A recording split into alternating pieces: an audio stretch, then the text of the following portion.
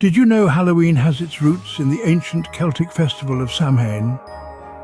This time-honoured tradition marked the end of the harvest season and heralded the onset of winter.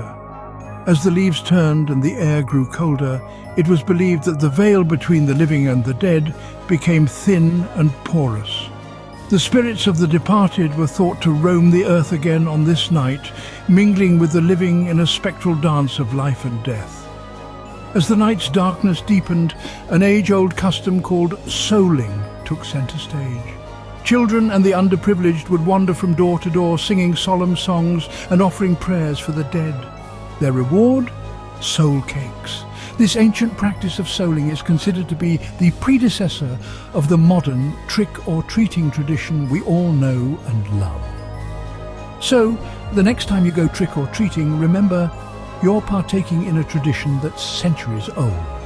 Ever bob for apples at a Halloween party? It's a classic game, but did you know it has a spooky origin? The tradition began in England, where it was a form of divination. Yes, you heard right, divination. The first person to bite into an apple was believed to be the next to marry. Now, let's illuminate the tale of the jack-o'-lantern. In England, lanterns were originally crafted from turnips or beets, not the pumpkins we're familiar with. The pumpkin carving tradition is actually an American import, embraced by the English later on. And speaking of lanterns, ever heard of Punky Night? This unique celebration is held on the last Thursday of October in parts of Somerset. Children parade around with lanterns made from hollowed-out mangil wurzels, a type of beet, and serenade the streets with the punky song. Remember, when you're carving your pumpkin this year, the English were doing it with turnips long before. Ever heard of the tale of Stingy Jack? In England, during the 16th and 17th centuries, many innocent women were accused of witchcraft and executed.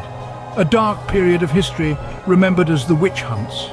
Amidst this turmoil, the story of Stingy Jack was born. It's a chilling tale of a man who tricked the devil, only to be denied entry to both heaven and hell, doomed to wander the earth with only a lantern for company. And then there are bats. In England, these creatures have a sinister association with Halloween. It's believed that if a bat circles a house 3 times, death is imminent. Spooky, right? Let's not forget the ghost story of the Ealdorman's daughter, who is said to appear on Halloween, haunting young men to their deaths. Just a few days after Halloween, England celebrates Guy Fawkes Night, a fiery spectacle of bonfires and fireworks. So, whether it's avoiding bats or lighting bonfires for Guy Fawkes, Halloween in England is a fascinating blend of history and superstition.